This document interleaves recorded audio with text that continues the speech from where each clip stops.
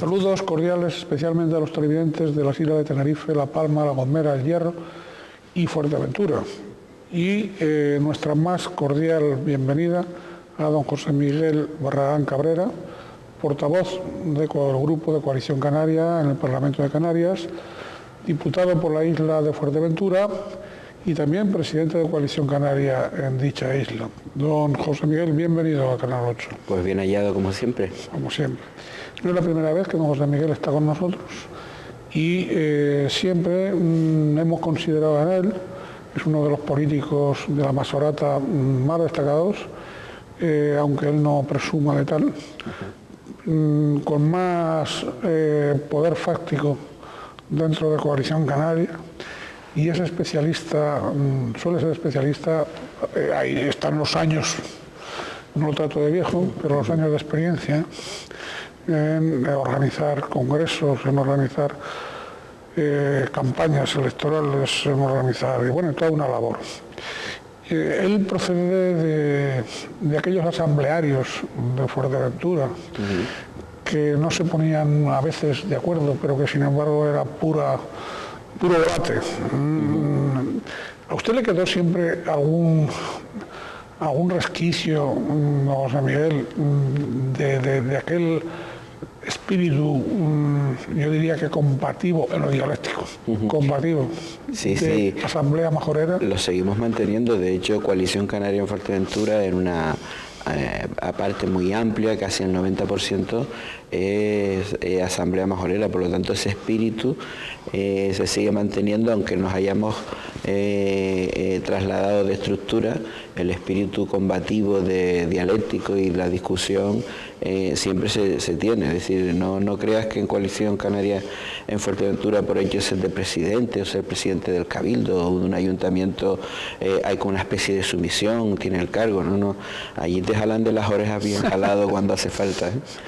Y también fue la Asamblea Majorera, que en su momento, antes de empezar la entrevista, lo estábamos comentando de aquel momento histórico en que por circunstancias, pues apareció un buen, no sé si un buen o mal día, no lo sé, o regular, no sé, apareció un tercio de la Legión en Fuerteventura, y con una isla en aquel entonces de 15 y 16.000 habitantes, pues aparecen ahí 8.000 personas, comentaba don José Miguel, los choques que se produjeron y cómo después eso evolucionó, y cómo hubo procesos de integración también entre miembros del tercio y la gente misma de Fuerteventura, ¿no?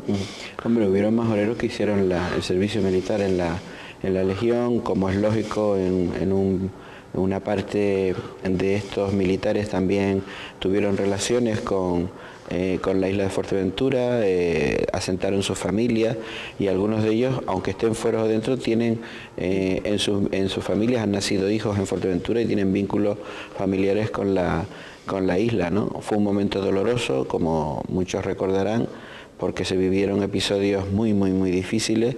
La legión que venía del Sáhara nunca terminó de integrarse, y ya muy lejos, años antes de marcharse, pues los nuevos coroneles que entraban en la Legión intentaron también aplicar un espíritu de trabajo distinto y de conciliación en la isla, pero ya las heridas estaban abiertas, y hasta que no salió la Legión de Fuerteventura, pues no cambió. De hecho, hoy se mantiene unas relaciones completamente normalizadas con el estamento militar, y antes existían, y antes, cuando lo de la Legión, con el tema de la Guardia Civil y la Armada, que eran los otros que estaban por allí, ¿no? Y de hecho un montón de gente se sorprendía, porque nosotros íbamos a los actos de la Guardia Civil y a la Virgen del Carmen, y claro, como nos querían poner la etiqueta de antimilitaristas, no decía, pero bueno, ustedes no son antimilitaristas, no, nosotros tenemos un problema con la Legión, ¿no? Y estos otros cuerpos están aquí, y por lo tanto no tenemos ningún problema con ellos, y vamos sin ningún tipo de resentimiento. Hay que ver cómo de aquellos tiempos, esta parte, y no estamos hablando del siglo XIX, sino que estamos hablando de hace unos decenios, unas décadas, cómo ha evolucionado toda Canarias, pero de un modo especial Fuerteventura, en el sentido poblacional, en el sentido de cómo de una isla yo diría que recogida, confiada, de puertas abiertas hasta físicamente, como otras islas, ¿no? Pero cómo ha evolucionado a una no invasión, pero sí a un flujo, voy a decirlo de un modo más educado, a un flujo poblacional inmenso en estos últimos años hasta la población, hasta ser una población casi superior a la propia de la isla, a la natural de la isla. Bueno, todavía no hemos llegado a ese tema. La isla tiene casi 100.000 habitantes ahora, un poco más, y pasamos de 40 a 100.000 habitantes, como tú dices, en casi 2 décadas, ¿no? El boom turístico nos ha llevado a esa situación. Es verdad que la isla estaba antes prácticamente sin ninguna posibilidad de activación económica y el turismo fue un revulsivo. Como todo elemento que se introduce de una manera y parece jauja, parece el boom de la economía, se cometieron muchos errores, pero también hay muchos aciertos en esa política. Lo que intentamos ahora es aprender de los errores cometidos, a pesar de que nos incorporamos tarde al turismo, y efectivamente el tema de la población ha supuesto problemas añadidos, ¿no? Porque no hemos sido capaces de que las administraciones públicas, lo que son los equipamientos y los servicios a los ciudadanos, vayan paralelo al ritmo de crecimiento de la población. Ahora, aunque entraremos luego en el asunto de la crisis profundamente, ¿se está produciendo el fenómeno de retroceso de muchos inmigrantes o no? Sí, han salido inmigrantes de la isla, como es lógico. Nosotros también tenemos un parón importante en el sector de la construcción, que era una de las actividades que más tiraba, junto al tema del turismo, y tenemos una tasa de población altísima, de hecho la más alta de España en estos momentos, con casi el 31% de la población en paro en la isla de Fuerteventura, ¿no? Creemos que puede haber también mucha economía sumergida porque con el 30% del paro en la isla es para estallar, ¿no? Socialmente sería explosivo. Exactamente, o sea que algún elemento amortiguador de esta cifra tiene que haber en la realidad de Fuerteventura. Señor Barragán Cabrera, tendríamos que recordarles a todos ustedes que además de portavoz parlamentario es el único inamovible desde 2007, ¿no? Porque los otros dos grupos han tenido cambios y recambios, que ya entraremos en ellos, ¿no? Posee una experiencia de diputado amplia desde 1995, desde la cuarta legislatura, si no me equivoco. En el 96, sí. Desde la cuarta. Y entonces, por esa experiencia, tendría yo que preguntarle un poco que nos definiese el pulso actual de la Cámara, ¿no? El ambiente, el ritmo de trabajo. Ha habido un señor diputado del Partido Socialista que ha dicho que trabajaba un poco y que sobraran y se ha montado la marimorena, ¿no? ¿Es cierto que no dan golpe o qué? Como dice el señor Alemán. Vamos a ver, en todo colectivo de personas, en cualquier empresa, seguro que hay empleados que dicen contra este no trabaja, ¿no? O no trabaja lo suficiente. Y el Parlamento y los parlamentarios seguramente no son un grupo exento de ese tipo de críticas. Ahora, yo le puedo decir que sí, que los diputados trabajan, de hecho, hay más iniciativas que están en la puerta de espera a que se le pueda ver en una comisión o en el pleno de la Cámara, que falta de iniciativas para que se pueda componer un pleno o una comisión del Parlamento de Canarias. Las leyes dan mucho trabajo y el debate del día a día y la preparación del día a día. Démonos cuenta que un diputado también tiene que dedicar una parte de su tiempo a su propia circunscripción, no es solamente el trabajo de venir al Parlamento de Canarias, y todo eso hay que tenerlo en cuenta. Yo no creo que falten, lo que sí creo es que necesitamos más tiempo. Sí, es verdad que ahora estamos muy limitados por el Estatuto de Autonomía con los periodos de sesiones aquellos iniciales y estamos creando estos periodos extraordinarios para que junio y julio puedan ser meses en los que se pueda trabajar en la Cámara, como es obvio, ¿no? Y en eso estamos para intentar que no aparezcamos como gente que se marcha de vacaciones en junio, ¿no? Esto obedece, insisto, al estatuto, al primer Estatuto de Autonomía, pero estamos intentando remediarlo de alguna manera porque hacen falta más meses de trabajo en la Cámara. Con estos cambios y recambios en las portavocías se ha serenado un poco el clima, el ambiente al menos, digamos, aparentemente. Estamos como al principio, no sé si te has dado cuenta de eso. Sí. ¿Cómo es? Fíjate que los portavoces que estamos ahora somos los que iniciamos la legislatura. La legislatura del 2007, sí. Sí. Por supuesto, pero quiero decir, ¿esto ha repercutido en un mayor sosiego del ambiente o no? ¿O siguen las cosas igual? No, vamos a ver, los grupos tienen su estrategia, ¿no? Por supuesto. Lo que pasa es que el talante de las personas, la forma de negociar es muy importante, ¿no?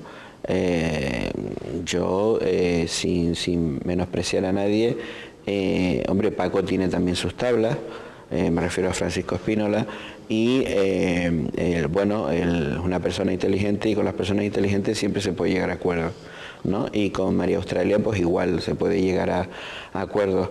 Y esto es un tira y afloja, es decir, a veces priman más los intereses partidarios, pero en la mayoría de las veces es posible llegar a acuerdos y consenso, ¿no? Y intentamos buscarlos, ¿eh?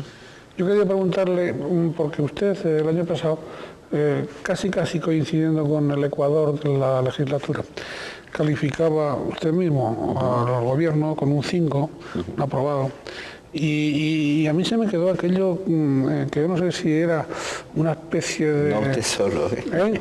A usted solo no. Sí, me quedé un poco pensativo, ¿no? Porque sé que usted no es amigo de grandes, digamos, ditirambos y tal, ¿no? Se le ve una persona pausada, que cuando habla, pues lo ha pensado 2 veces y media, o 3, antes de hablar, aunque no lo parezca.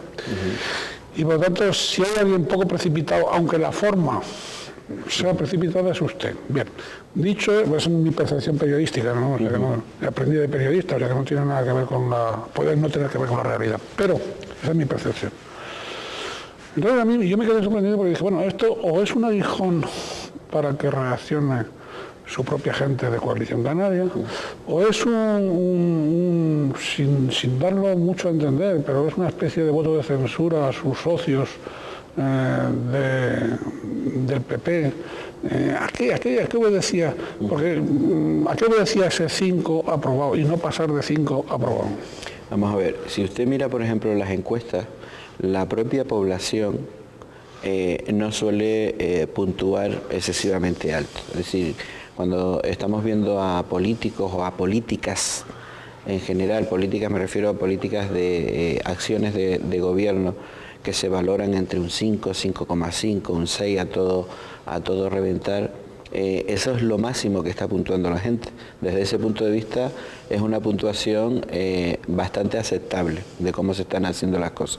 Lo que ocurre es que en aquel momento, en aquel contexto, estábamos todavía en un proceso donde ya estábamos en crisis y me parecía excesivo, ¿no? Que siempre me lo ha parecido, el que quien está gobernando se autocomplazca y se haga autobombo en el sentido de decir, bueno, nosotros un 10, ¿no? Y los otros un 0, ¿eh?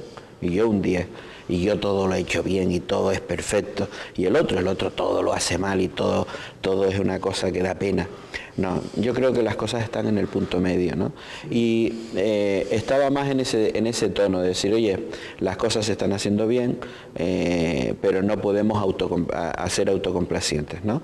Es decir, es una puntuación de 5, es una puntuación de que estamos mejorando, estamos avanzando, pero también un toque de atención de que todavía queda mucho por hacer, ¿no? Y que no nos durmiéramos en los laureles. Tiene su explicación. ¿Y qué calificación le daría ahora, un año antes de los próximos comicios, al Parlamento?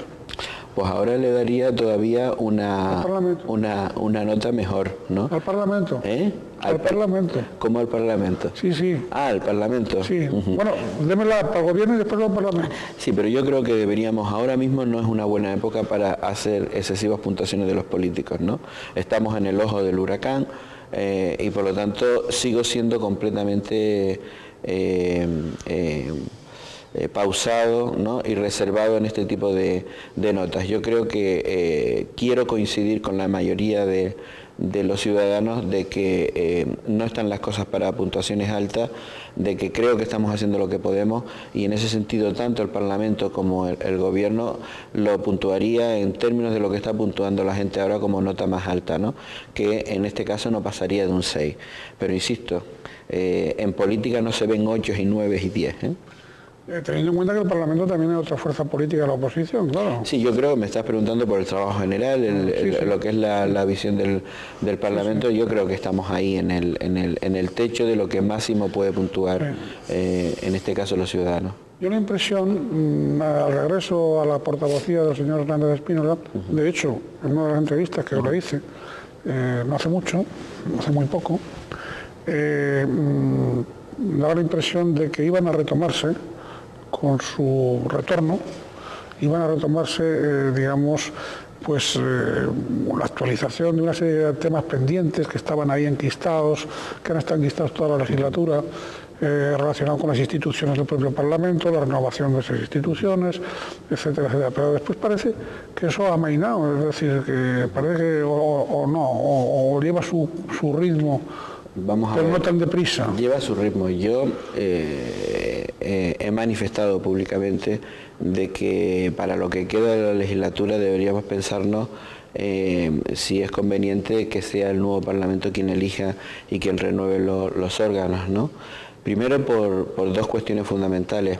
Es verdad que ha habido más controversia en torno a la figura del diputado del Común, pero hay una etapa, o ha habido una etapa en la que las cosas se han ido tranquilizando, y tanto la Audiencia de Cuentas como el Consejo Consultivo han seguido haciendo su trabajo como grandes profesionales que son las personas que están ahí, de todos los partidos, es decir, propuestos por todos los partidos, y han hecho su trabajo sin tener en cuenta si estaban en funciones o no están en funciones, ¿no? Y eso da una cierta tranquilidad. Es verdad que hay que renovarlo, que esto no es una excusa, hay que renovarlo, pero faltando ahora un año, yo he planteado en mi partido la posibilidad o la conveniencia de que este sea un tema que no es que le preocupa a la gente, nos preocupa más a nosotros como diputados, pero no está en la preocupación de la gente si se renuevan nuestros órganos, y mi opinión es dejarlo hacia la próxima legislatura. No obstante, es verdad también que hemos abierto negociaciones para ver la posibilidad de cerrarlo ahora.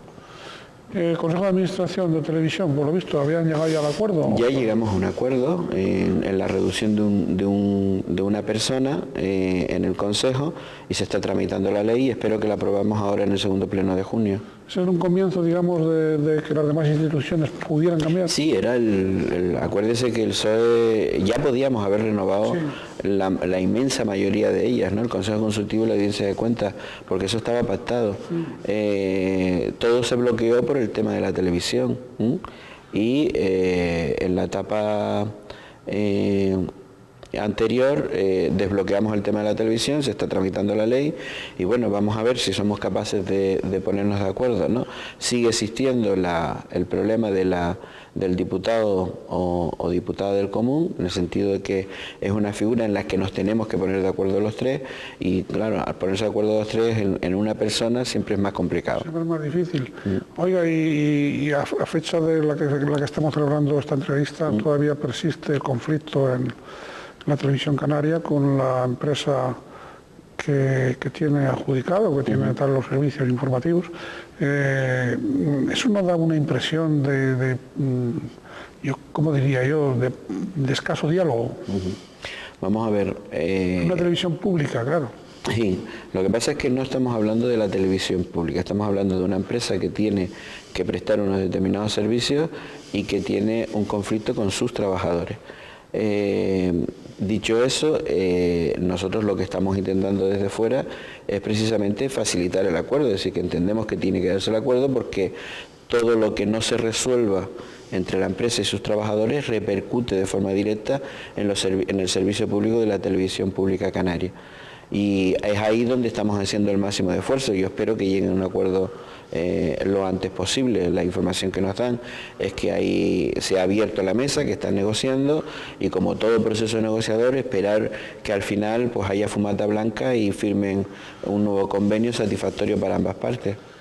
Antes hablaba usted de bueno, que a un año de las elecciones pues no había tanta prisa en renovar esos órganos parlamentarios, pero en cambio sí que ha habido prisa en el catálogo de especies protegidas, ¿no? No han esperado la legislación estatal ni nada. No, porque no hace falta esperar.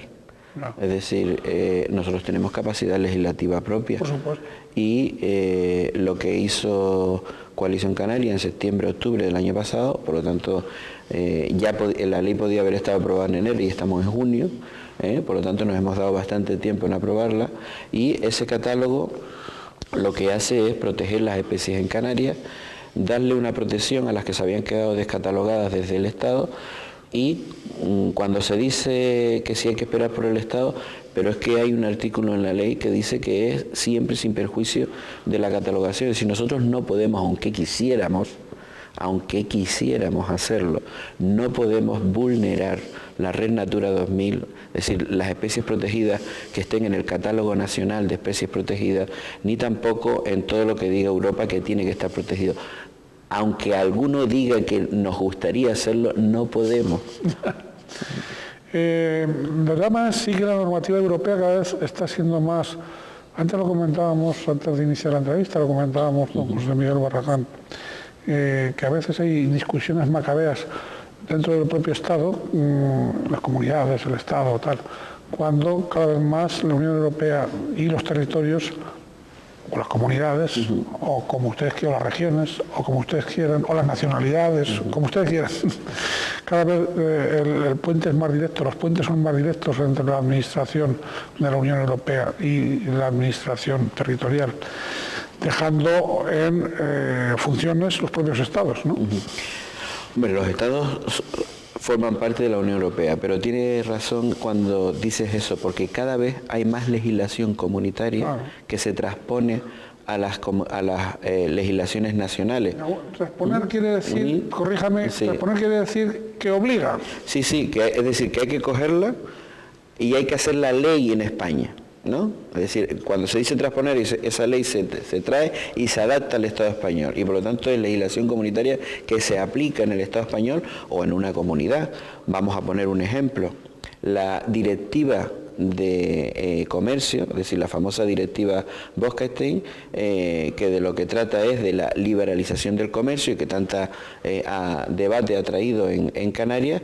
Nosotros nos hemos adaptado porque teníamos fecha máxima para adaptarnos el 31 de diciembre, si no entraba de forma directa la directiva, ¿no? Y España también lo han hecho y lo han hecho todas las comunidades. Ese es un ejemplo claro, reciente, para que la gente lo entienda, de por qué esas directivas hay que aplicarlas en el Estado español, por ejemplo. Y también, hacer su contrario, significa que ningún parlamento autónomo, por muy autónomo que sea, puede legislar en contra de las directivas. Por supuesto, es que por eso cuando a veces se nos dice, no, que ustedes quieren cargarse la Red Natura y tal, pero si no se puede. Es decir, eso está muy bien para decirlo en un bar, ¿no? Con alguien que no entienda de tal y piense que podemos modificar todas esas cosas, pero es que no se puede. Si tenemos que adaptarnos necesariamente a la legislación que España ha asumido en función de su estatus dentro de la Unión Europea, a aceptar, y por lo tanto al aceptarlo España, lo aceptan también sus comunidades autónomas. Les gustará más o menos, pero hay que aceptarlo. José Miguel, de aquí a la finalización de la legislatura, ¿qué normativas autonómicas pueden salir adelante y cuáles van a priorizar? En este caso, Coalición Canaria van a priorizar para que puedan aprobarse en la Cámara Autonómica. Bueno, ahora tenemos varias. Tenemos la de participación ciudadana, la de juegos de apuestas, la de actividades clasificadas, que también es muy importante. Hay otras que están ahí en el veremos, de si salen o no definitivamente. Pero fíjese que ahora mismo directivas sectoriales, legislación sectorial, la gente no nos está pidiendo tanta legislación sectorial, ¿no? La gente nos está pidiendo más soluciones económicas a los problemas que tiene, ¿no? Y es ahí donde estamos haciendo el esfuerzo, ¿no? De hecho, yo creo que los presupuestos del año que viene van a ser los presupuestos más difíciles de la historia de la comunidad autónoma de Canarias, igual que creo que va a ser lo más difícil a otras comunidades autónomas y al Estado también. Más difícil por restringido. Restringido, porque hay que restringir. Sí. Hay que recortar. Si se confirman las cifras de que tenemos que hacer un presupuesto con más de 1.000 millones de euros menos, es mucho dinero, menos. en los presupuestos, y entonces seguramente... ¿Qué cantidad tiene el 2009? ¿El 2010? Ahora estamos en casi 8.000 millones de euros. Dejarlos en 7.000 sí, para el 2011. Y un poco menos. Y dependiendo, sí, porque ahora nos acaba de llegar un nuevo recorte. El Estado nos anuncia de que hay que reducir todas las comunidades otros 10.000 millones de euros más para bajar el déficit, y eso, claro, complica más todavía el escenario a la hora de hacer los presupuestos. No hay ingresos. Los ingresos también están mermando, no podemos ir a deuda pública, es decir, no puedo ir a un banco a pedir más dinero porque tengo mi capacidad de endeudamiento prácticamente saturada, y por lo tanto habrá que hacer un presupuesto donde las prioridades sigan siendo los servicios sociales, la educación y la sanidad, y otras cosas tendrán que esperar a que cambie el ciclo económico. Vamos a ver, y esto no es en absoluto, cuando estamos en plena crisis, no es en absoluto grano de anís, ni siquiera ningún gesto pues derivado de los próximas elecciones, etcétera. El esquema que mantiene Coalición Canaria es un esquema que ya está perfectamente definido, de que dentro de la comunidad autónoma pacta con el Partido Popular y en el Estado pacta con el Partido Socialista. El Partido Socialista ahora, si gobernase el Partido Popular, Coalición Canaria, como es tradición, estaría pactando con el Partido Popular si es que hubiera ganado las elecciones en el conjunto de España, ¿no? Esa ha sido, digamos, la estrategia que ha seguido Coalición Canaria. Eso hay gente que no lo entiende. ¿Usted cómo no lo entiende? Porque a veces es difícil de entender. Claro, es difícil de entender. Ya da la impresión de que los socialistas ya como que están acostumbrados, los socialistas de aquí, de Canarias, están como acostumbrados, ¿no? Es decir, sobre todo porque la mayor, que es el tema del Estado, pues ustedes pasan como responsables de ayuda al Estado, ¿no? Entonces, coño, eso ya son, perdón, palabras mayores, ¿no? Es decir, no solo por el gesto de ahora junto con Convergencia y Unión. Los catalanes, los nacionalistas catalanes, siempre les ha gustado de que refuerzan el Estado y que, bien, no está mal esa estrategia. Y después los del Partido Popular como que se les sublevan aquí y allá y en todas partes, pero siguen gobernando. Vamos a ver, los pactos se tienen que dar en función de cada momento. Es decir, en Coalición Canaria no hay una cultura de pactos en el sentido de decir siempre con el PP o siempre con el Partido Socialista, porque en una de estas también se puede dar un pacto PSOE-PP y no ser nosotros, no estar en ninguna cultura de pacto. Es decir, nosotros tenemos que ser lo suficientemente humildes como para saber que cualquier pacto se puede dar. Ahora, si nosotros tenemos oportunidad de jugar a la posibilidad de formar gobierno, evidentemente tenemos que analizar las circunstancias que se dan en cada momento, y las circunstancias del 2007 serán completamente distintas a las del 2011, y nos sentaremos y analizaremos qué es lo mejor y qué más nos conviene a nosotros y qué más conviene también a Canarias, intentando conjugar esos dos intereses. Y en el Estado pasa lo mismo. Es decir, nosotros ahí sí tenemos una política más clara. Si nuestra relación Canarias-Estado siempre la hemos considerado vital para los intereses de Canarias. Cuanto peor te lleves con el Estado, peor le puede ir a Canarias. Y ahí hemos cultivado una política y una diplomacia que le puede gustar a algunos y a otros no, pero entendemos que se consigue más a las buenas que a las malas. Eso sí, nunca de rodillas, es decir, no se trata de renunciar a nada.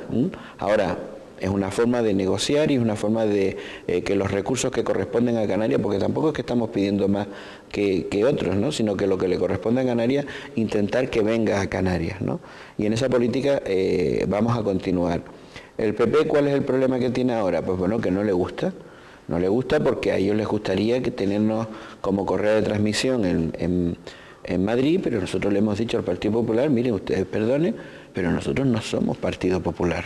Nosotros tenemos nuestra propia política a nivel del Estado, que les gustará más o les gustará menos, y lo que no pueden hacer es criticarla cuando no les gusta, porque hemos votado con el PP en innumerables ocasiones. durante esta legislatura. Cuando hacemos eso, ¿qué estamos? Bien, somos chicos buenos. Y cuando consideramos que tenemos que votar alguna iniciativa del Partido Socialista, somos chicos malos, porque no hacemos lo que ellos digan. Pues vamos a seguir haciendo lo que nosotros creamos que es interesante para los intereses de Canarias, y también jugar, ¿por qué no?, a la responsabilidad de cuál es la situación real del Estado. Porque a mí me hubiera preocupado muchísimo, por ejemplo, con el último episodio del decreto, que yo sé que hay un montón de gente que no lo comparte, pero creo que una situación como la que se le está viviendo a Soria, de intervención de la economía por parte de la Unión Europea, donde está exigiendo subir impuestos, donde está exigiendo bajar las pensiones, no congelarlas como ahora, sino bajarlas casi en un 50% en los próximos años, subir la edad de jubilación en varios años, bajar en más de un 15% los sueldos de los empleados públicos. Es un escenario que yo no quisiera para España. Y por otra parte, creo que el que se convocaran elecciones generales ahora no ayuda a nada, porque la pregunta que hay que hacerle al Partido Popular cuando habla de esto es la siguiente: ¿qué otras medidas se hubieran aplicado? Nosotros, por ejemplo, estamos en contra del tema de las pensiones. Creemos que esos 1.570 millones se pueden buscar de otro lado. Pero el resto del decreto, ¿qué cosas son las que no hubiera aplicado el Partido Popular? Estoy completamente de acuerdo con el Partido Popular que esto tenía que haberse hecho muchísimo antes para que las medidas no fueran así. Pero las circunstancias que estamos ahora aquí, ¿y qué cosas haría después de una campaña electoral? Es decir, ¿qué cosas no haría que tengan que hacerse ahora? ¿No va a hacerle caso? ¿O es que en esa reunión a la que asistió Zapatero con los otros líderes de la Unión Europea para que el euro saliera fortalecido y no se vea debilitado en esta crisis, y se le dan una serie de instrucciones a cada país de qué es lo que se recomienda que haga, ellos no lo hubieran hecho? Está claro. Vamos a Canarias. Canarias ha habido hay en este momento como una especie de divorcio. Yo modestamente he sostenido que apurarán ustedes un poco más el tiempo, ¿no? Y que bueno, que una cosa son las puestas en escena y otras cosas son las realidades políticas, ¿no? Y aunque el señor Soria tense la cuerda y diga, por un lado, que en lugar de 10 consejerías que hay que reducirlas a 6, don Paulino salga diciendo que de eso ni a hablar, en plan de chico bueno y chico malo, digo el presidente y el vicepresidente, en lugar de que empiezan ya algunos del Partido Popular, les ha dolido mucho el tema de la convalidación. Es cierto que si se hubiera tenido, si hubiera votado en contra la Coalición Canaria, pues no hubiera quedado más remedio probablemente al señor Zapatero que convocar elecciones, ¿no? Pero bueno, pero las cosas han sido así. Y entonces el espectáculo que en este momento se da, un espectáculo que en el caso de Canarias es de perplejidad, ¿no? Porque dice, bueno, todavía no se han enterado de que estamos en plena crisis, de que la gente está muy preocupada, de que la gente en general no solo es que lo está pasando mal, es que teme que lo va a pasar peor en los próximos meses y en los próximos años. Y están aquí el señor Soria y don Paulino, dale que te pego, por un lado, por otro. ¿Usted cómo ve? Yo lo veo idénticamente a lo que acaba de analizar, pero con un matiz. Es decir, nosotros no vamos a entrar en ese debate. El presidente lo que ha comentado es que cuando haya que hacer un recorte, estos 1.000 millones que estaba comentando yo, va a llegar un momento en que hay que hacer los presupuestos y tendremos que ver exactamente cómo se hace. Si hay que recortar consejerías, ¿qué se hace? Ahora, esto de estar lanzando globos sonda, ¿no? Hoy una consejería, mañana un coche, pasado mañana un chofer, no. Es decir, esto es más serio precisamente por lo que usted está comentando. Y por lo tanto, yo creo que nosotros debemos de seguir preocupados. Cuando hemos adoptado la posición de abstenernos, un acto de responsabilidad, porque pensamos que para el país es peor ahora mismo añadir a la incertidumbre económica una incertidumbre electoral. Yo creo que nosotros nos tenemos que preocupar, por lo menos Coalición Canaria, de continuar adelante intentando resolver los problemas de la gente, intentando buscar soluciones, si el Partido Popular quiere dedicar una parte de su tiempo a este tipo de cosas, pues que las dedique. Lo único que le vamos a pedir es que en el gobierno por lo menos se dediquen a lo que tienen que dedicarse dentro del gobierno, y como partido obviamente son muy libres de dedicar todo el tiempo que quieran a este tipo de especulaciones. Nosotros no lo vamos a hacer.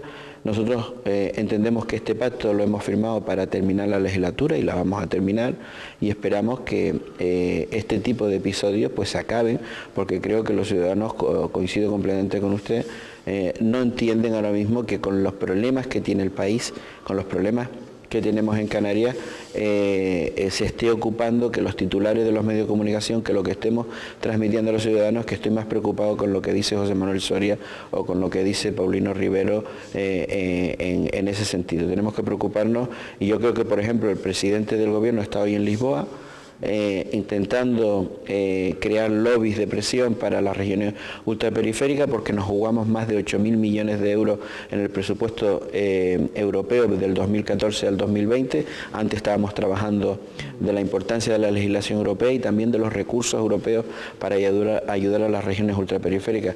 Nosotros estamos ocupados en eso. No está mal el rebañar para la caja del negocio público, porque el negocio público va disminuyendo o no va a ver. No se trata de rebañar, se trata de, por ejemplo, de que Europa entienda el papel que juegan las regiones ultraperiféricas, de nuestras dificultades añadidas para ser iguales en Europa con el resto de los ciudadanos, y eso tiene un coste, y ese coste, que es menos del 1% de lo que es la Unión Europea, pues que efectivamente lo entiendan, no solamente aquí, sino, como sabe, a las regiones ultraperiféricas también de los territorios de ultramar franceses y también de Azores y Madeira en Portugal. Y de paso que entiendan un poco lo del plátano, ¿no? Hombre, y otra que ha habido, desde el otro día fuimos al foro en Bruselas y hubo bastante caña a los directores generales europeos sobre el tema del plátano, ¿no? Porque ellos no acaban de entender el asunto. Vamos a ver, nosotros entendemos que una entidad tan enorme como la Unión Europea le interesa acuerdos comerciales con los países americanos. Y si eso se va a dar, nosotros no nos podemos negar a que esas relaciones existan. Ahora, hay un producto, en este caso en Canarias, también hay otras regiones ultraperiféricas que cultivan bananas en vez de plátano, a las que ese acuerdo les afecta. Y eso es una pequeña proporción, y lo que estamos diciendo es, cuando ustedes hacen un acuerdo de esta magnitud, porque Europa va a beneficiarse de esos acuerdos comerciales en un porcentaje enorme, en coches, en alimentos, en todo tipo de transacciones comerciales, y usted va a perjudicar a un producto agrícola, como es el plátano o las bananas de otros territorios de ultramar, esto significa un coste determinado, y por lo tanto, para nosotros no tener que desaparecer ese cultivo de Canarias ni que esos trabajadores desaparezcan, tiene que haber una compensación. Y lo que estamos buscando es que esas ayudas se compensen de tal forma que este producto no desaparezca, porque desaparecer el producto es miles de personas también, y abandono de mucho del campo y en este caso un cultivo tradicional en el archipiélago. Antes decía don José Miguel, que es un veterano experto en coordinador de congresos de su propio partido, de campañas electorales, etc. Al final, don José Miguel, en puridad, ¿no? El cuerpo electoral que se disputan ustedes y el PP es el mismo, quiero decir, con matices, ¿no? Depende de la isla y el municipio. A ver, aclara eso. Claro, es que sitios tienen los mismos votantes. Sí, pero Canarias es tan diversa que depende. Es decir, hay en islas y en municipios donde nuestro principal adversario es el Partido Socialista, y hay otras islas donde nuestro principal adversario es el Partido Popular, y hay otras donde es Nueva Canarias. Y en todas tenemos que tener una estrategia distinta, porque el análisis electoral de esa zona es completamente distinto. Ahora, es verdad que tradicionalmente hay un votante conservador en el archipiélago que es votante de Coalición Canaria, ¿no? Y el PP aspira a tenerlo, pero no vamos a dejar que eso ocurra.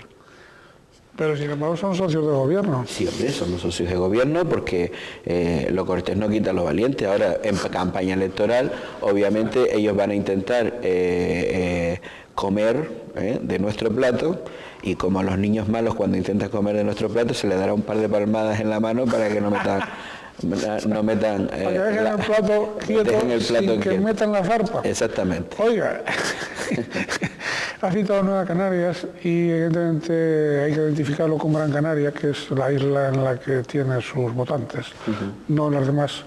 Y ahí, bueno, pues estuvieron unidos en un tiempo en Coalición Canaria y bueno, y no hay posibilidades de esa integración, ¿no? De nuevo, o sí, o usted no ha perdido las esperanzas. Yo no pierdo las esperanzas, pero soy tremendamente pragmático y sé que ahora mismo no se puede dar. Román Rodríguez está en una actitud que cree que es el mejor de los nacionalistas, y que lo que no pase por su cabeza dentro del nacionalismo no es nacionalismo, y esa es una actitud individualista que es peligrosa para Nueva Canaria, y por lo tanto esperaremos a que haya otro momento histórico con la gente de Nueva Canarias en los que nos podamos entender. No cerramos las puertas, ¿no? La dejamos con el fechillo puesto, pero esperaremos a otro momento. Ahora mismo no se dan, y de hecho nosotros ya estamos trabajando abiertamente por presentarnos como Coalición Canaria en la isla de Gran Canaria, sin tener en cuenta en nada a Nueva Canaria. Será un adversario político, y ya si más adelante la historia nos depara de que hay una oportunidad de unirnos y de unir de nuevo el nacionalismo canario, en Coalición Canaria esa posibilidad está abierta. De momento van a rascar poco en Gran Canaria ustedes, ¿no? Yo soy más optimista que en el 2007, muchísimo más optimista que en el 2007. Yo creo que el trabajo del gobierno de Canarias, el trabajo de nuestra gente en Gran Canaria, ha situado al partido en una posición de que por lo menos hemos subido otro escalón. No le estoy diciendo que hayamos pasado al segundo piso, pero hemos subido un escalón, y la prueba está en que hemos tenido 2 procesos electorales después de ese, en el que Coalición Canaria sigue manteniendo lo que es su suelo electoral en Gran Canaria, como son las elecciones generales y las elecciones europeas. El otro día se decía que el señor Lobo estaba dimitiendo o algo parecido para eso, que es como una huida de No, Manuel Lobos ha dado un paso atrás para facilitar ahora en el proceso de las listas electorales y en la renovación del partido que puedan haber otras personas que adopten o que tomen partido en lo que es la organización de Coalición Canaria en la isla de Gran Canaria, ¿no? 260.000 parados más o menos en Canarias, 31 y pico % de media en Fuerteventura, más que la media canaria. Y la nacional. Y la nacional, por supuesto.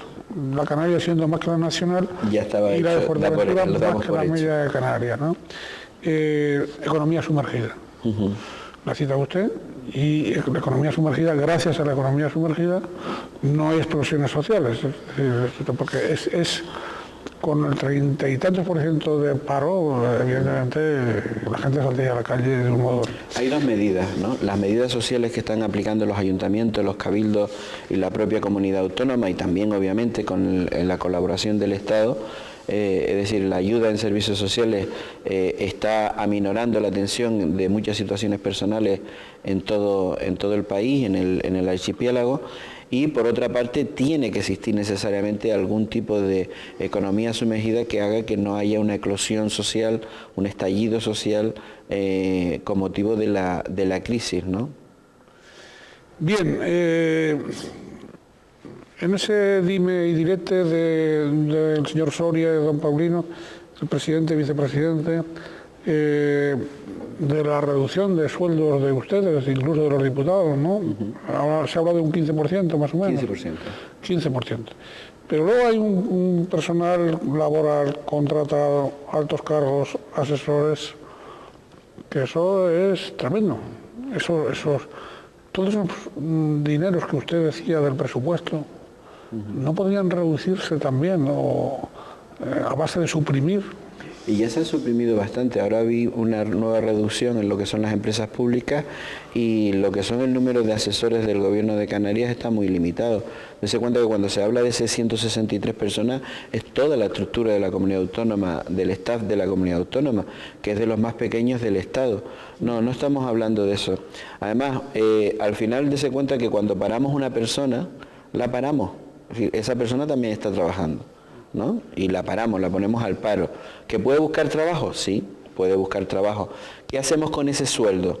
Pues bueno, lo podemos dedicar a servicios sociales, a la sanidad, a la educación, en la que también tendríamos que contratar a lo mejor algún maestro más o algún sanitario más porque abrimos un hospital nuevo, porque mejoramos en un centro de salud, pero tendrá que haber una reducción por todas partes. Cuando antes estaba dando una sensación del cual es el escenario del 2012, estaba diciendo, en el 2011, perdón, estaba diciendo, este es el escenario que hay y habrá que recortar y se recortará por lo que menos se necesite. Lo que menos se necesite. Lo cual quiere decir que es admisible que todavía hoy se está gastando, o todavía hoy hay gastos superfluos. No necesariamente, es decir, a usted lo pueden dejar con lo mínimo y decirle sí, pero va a dejar de comer pan. Y dice, hombre, el pan es necesario, sí, pero tiene que dejar el pan. Es decir, estamos hablando ahora mismo ya no de un recorte de gastos superfluos, estamos hablando ya de un recorte de políticas, de prioridades, de deslizamiento de obras, porque no podemos acometerlas en los términos que estaban previstas. Es decir, estamos hablando ya ahora mismo del recorte. ¿Usted ha oído hablar de cuando en los barcos se tiraba por fuera para intentar que el barco siguiera a flote? O en los globos aerostáticos tirar kilos para afuera, y en algún caso se ha visto hasta el chiste de tirar a alguna persona por la borda. Pues estamos en una situación, ¿es imprescindible los que están? Sí, pero ahora ya, es que hay que tirarlo. Es decir, tienes dos opciones, o tiras, ¿no? O aligera la administración, o el barco se hunde, ¿no? Y lo que intentamos es que el barco siga a flote. Usted como nacionalista, ¿cómo está viendo, dado lo que está pasando, cómo está viendo lo que está sucediendo, por ejemplo, en Cataluña con el Estatuto? Hombre, en principio con expectativas, ¿no? Porque muchos de los artículos que nosotros tratamos aquí en la reforma del Estatuto son iguales a los estatutos andaluz, por ejemplo, y del Estatuto catalán, que curiosamente en una están recurridos al Constitucional y los del andaluz, como se llegó a un acuerdo con el PP, no. Pero en fin, el nuestro todavía no está. Con incertidumbre desde ese punto de vista. Y pues bueno, hemos visto una reacción masiva de los medios de comunicación, de la sociedad política y organizada de Cataluña defendiendo su estatuto, el que votaron en referéndum, frente a la posibilidad de que haya un pronunciamiento del Constitucional en contra de determinados artículos. Yo creo que sí que hay que dejar trabajar en este caso al Tribunal Constitucional. Sin necesidad de cambios.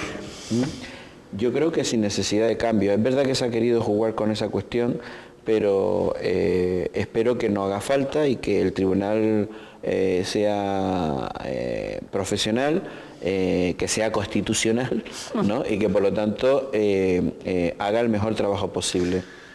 ¿El Estatuto de Canarias, usted cree que puede entrar en la siguiente legislatura o tampoco? Yo espero que sí. Nosotros pensábamos que al final de esta legislatura se podían dar las circunstancias, las condiciones para plantearlo. De hecho, el gobierno ha venido trabajando en esa línea y tiene un borrador de lo que puede ser el Estatuto de Autonomía para presentar en el Parlamento de Canarias, pero estamos en una fase final de la legislatura y vuelvo a hablar de lo que son las prioridades, ¿no? Ahora mismo la gente entendería muy poco con lo importante que es la reforma del Estatuto, pero entendería muy poco de que habiendo otros problemas que son más prioritarios, más perentorios para las personas, que nosotros dedicáramos una parte de nuestro tiempo no a resolver esos problemas, sino dedicados al tema del Estatuto. Sistema electoral. Se puede solucionar el sistema electoral si ustedes quisieran cambiarlo sin necesidad de cambiar el Estatuto. Bien, pero para cambiarlo tenemos que estar de acuerdo todos en qué cambiamos. Y ese es el acuerdo que todavía no existe en Canarias. Los partidos socialistas quieren un cambio, nosotros de hecho hay que recordarlo porque parece que cuando se ataca a Coalición Canaria dicen no, es que ustedes no quieren cambiarlo.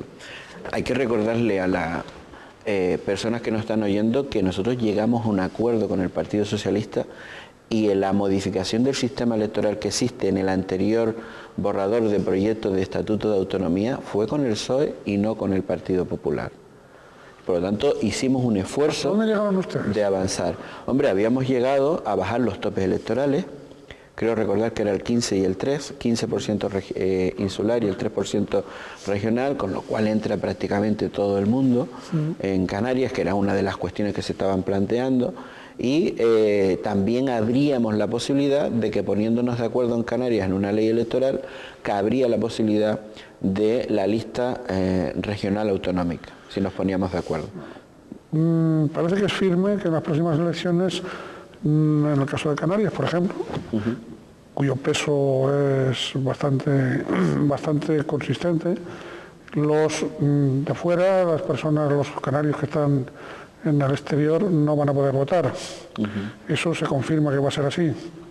Hombre, parece ser. Esa es la propuesta que hay. Vamos a ver si sale adelante, ¿no? Izquierda Unida ha planteado la posibilidad de plantear un recurso en el Constitucional y nosotros tenemos muy serias dudas de que eso pueda ser constitucional.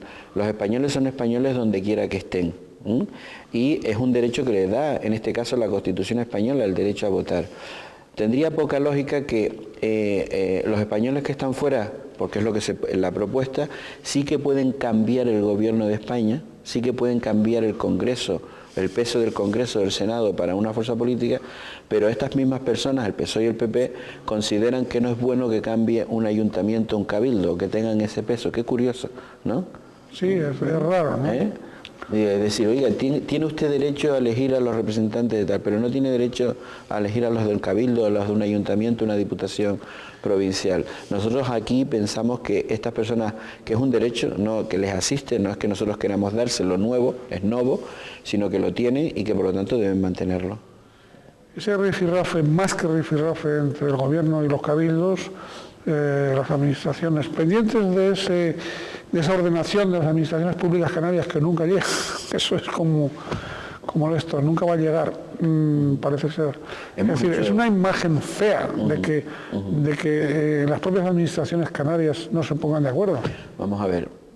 Primero, hemos llegado a acuerdo con la anterioridad, por lo tanto hay esperanza de que siempre se pueda mejorar las cosas. Hay lo que se llama ahora la ley de cabildo, hay un proceso de transferencia a las corporaciones locales, hay un sistema de financiación garantizado para las corporaciones locales canarias y hay un proceso de transferencia que los cabildos han mejorado en su trabajo diario en cada una de las islas y que como consecuencia de que ha ampliado la población, se ha ampliado la población y también porque han mejorado lo que estaba haciendo la comunidad autónoma. Entonces eso tiene un coste y es verdad que ese coste hay que cuantificarlo, ponernos de acuerdo porque los cabildos tienen derecho a que se les pague ese coste. Eso dicho por delante, ¿no? Ahora, es verdad que es difícil buscar ese grado de consenso entre lo que piden unos y lo que la comunidad considera que es ese coste. En fin, están trabajando y yo espero que sigan en esa línea y que en un momento determinado busquemos un punto de encuentro. Por otra parte, entra dentro de la normalidad de que en este caso ayuntamientos con cabildos o cabildos y ayuntamientos con la comunidad autónoma entren en controversia en más de una ocasión durante un periodo legislativo por leyes, ¿no?, que les afecta a ellos o por temas de financiación como los que son ahora, pero la cuestión es que tenemos que ser razonables todos y buscar los puntos de consenso, porque lo que no podemos repartir ahora es lo que no hay. Eso por supuesto. Hablando de lo que no hay, estos días el presidente don Paulino hacía un llamamiento a las empresas canarias para crear empleo y hablaba de ayudas oficiales. ¿Qué ayudas? ¿De dónde? Bueno, las ayudas que ya tenemos. Es decir, si no se ha producido hasta ahora la creación de empleo, ¿usted cree que va a haber empleo? Bueno, lo que estamos poniendo ahora nosotros son medidas para ayudar.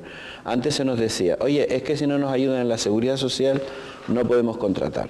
Bueno, pues tomen la ayuda de la seguridad social. Ahora, lo que estamos intentando es que las empresas que pueden crear empleo tengan algún sistema para poder ayudarles a crear empleo. Y en esa línea es en este caso la ayuda a los costes una parte de los costes de la seguridad social hacia los empresarios. Bien, el salario medio en Canarias en estos momentos usted sabe que es el tercero más bajo de España. Los débitos familiares y empresariales hace unos meses que se adeudaban a los bancos, a las cajas, a las cooperativas de crédito, que era algo así como un 60% más de lo que se tenía ahorrado. Bien, el marco económico propio nuestro, con esa tasa de paro, con esta ya después con estos salarios, no parece que sea para un gobierno, como ustedes tienen la responsabilidad ahora, y con un gobierno, con un socio que no vaya en una coyunda muy firme en saber lo que se quiere, desde cuándo se quiere y hasta cuándo se quiere, puede acrecentar, digamos, y estamos con lo mismo, ¿no? Ustedes ven que estamos con un retornero continuo, con don José Miguel, con las preocupaciones populares, ¿no? Lo que van a hacer es incrementar la preocupación de la gente. ¿Pero te refieres exactamente a los problemas del gobierno o a esta situación económica de la que estamos hablando? Esta situación personal, familiar, etcétera, sin que el gobierno, cuando habla, transmita un mensaje de claridad y de firmeza, porque lo mismo que se acusa al señor Zapatero y al gobierno del Estado, se puede acusar al gobierno de Canarias en estos momentos. Sí, se puede acusar al gobierno de Canarias. En la falta de transparencia en el mensaje, de decir, oiga, aunque me equivoque, nuestro propósito es este y vamos a hacer esto. Sí, pero afortunadamente ahí no hay dos mensajes. ¿No hay? Dos mensajes. Vamos a ver. Ahí hay uno solo. Venga. Es decir, el problema, fíjese que el problema no viene dado porque no tengamos claro lo que son las proyecciones de ayuda a la economía, las ayudas a los servicios básicos o las prioridades en que el presupuesto debe estar dedicado a los servicios sociales, a la educación y la sanidad. Eso afortunadamente está claro, ¿no? Fíjese que los problemas que nos ha planteado el PP, que si los coches oficiales, que si menos consejería, que si no le gustó el discurso del presidente, es decir, pero esas son cuestiones que, insisto, yo no creo que la gente esté en ese discurso, está más en lo que usted estaba comentando y ahí, afortunadamente, el discurso del gobierno, de los presupuestos del gobierno, están perfectamente unificados y hay una sola voz. Saldremos antes hablamos de la economía sumergida. Se dice que, yo no sé cómo se llega a esos cálculos, francamente, porque si se dice que la economía sumergida en Canarias supera el 29% del Producto Interior Bruto, y que el dinero negro está aquí como en Grecia, casi, es decir, llegar a esos porcentajes y a estabilizar eso, a mí me dice, bueno, ya no es tan negro. Quiero decir, vamos a ver, si hay técnicos capaces de cuantificar los términos porcentuales de esa situación, bueno, pues entonces no es tan negra la cosa. No, se puede cuantificar y es economía sumergida. El problema es que la economía sumergida, frente a lo que la gente piensa, también es una destrucción potencial de la calidad del empleo. Porque vamos a poner un ejemplo en el que seguramente muchos de los ciudadanos que nos están viendo lo van a ver. Vamos a poner el ejemplo. Por ejemplo, usted tiene que arreglar un baño y se entera que hay un manita, ¿no?, que arregla los baños porque su vecina se lo dijo y le pone unos precios extraordinarios en arreglar el baño, ¿no? Y usted está en esta situación económica en la que estamos. Y entonces le entra la duda en si llamar al profesional, a la persona cualificada, que sabe usted que tiene una garantía si las cosas van mal, o llamar al manita que se lo dijo su hermana, su primo o la cuñada en la peluquería, ¿no? Y hay gente que opta por el profesional y hay gente que opta por el manita.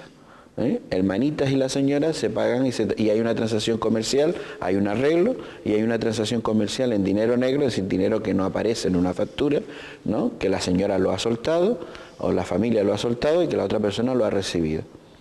Esa parte del dinero está cuantificada como dinero negro. Y cuando decimos dinero negro es que Hacienda no le puede echar el lazo. No hay una factura donde ellos puedan cobrar una parte del impuesto. pero eso existe, ¿no? He puesto un ejemplo y seguro que a muchos de ustedes se les puede estar imaginando muchísimos otros que hay, ¿no? Pero siempre se hablará de un rolazo, ¿no? De decir, bueno, más o menos por ahí puede ir, pero no llegar. Hombre, yo los cálculos desde el punto de vista económico de cómo llegan es decir, cuáles son los cálculos matemáticos que se hacen, los desconozco, ¿no? Pero sí que sé que hay propuestas, ¿no? Fórmulas para cuantificar esas cantidades de dinero y hacerse una idea de cuánto dinero puede estar circulando de forma negra, por decirlo de alguna manera, es decir, que no está sujeta a impuestos por este tipo de transacciones comerciales que estamos hablando, ¿no? Pues se nos ha ido el tiempo lamentablemente. Pues nada, ¿no? ¿Usted quiere agregar algo? Pues nada en especial, pero sí que hacer una apuesta también en estos momentos difíciles, que llegado este momento hay mucha gente que piensa que la política no es necesaria, que los políticos somos culpables de muchas de las cosas que pasan, y tienen razón en una cuestión, es decir, somos también responsables de las cosas que pasan, pero la política, la democracia es necesaria, ¿no? Si no les gustamos nosotros, pongan a otros, ¿no? Pero es necesario que el sistema democrático, el sistema parlamentario, el sistema que nos hemos dotado entre todos, siga funcionando, ¿no? Y para eso están las elecciones, precisamente para reafirmar o quitar a las personas que en un momento determinado las personas no quieren, pero hay que seguir confiando en la política y en los políticos como parte del sistema democrático de este país. Pues muy bien, muchísimas gracias y les deseamos junto con todos ustedes lo mejor es que sean felices en la medida de lo posible. En la medida de lo posible.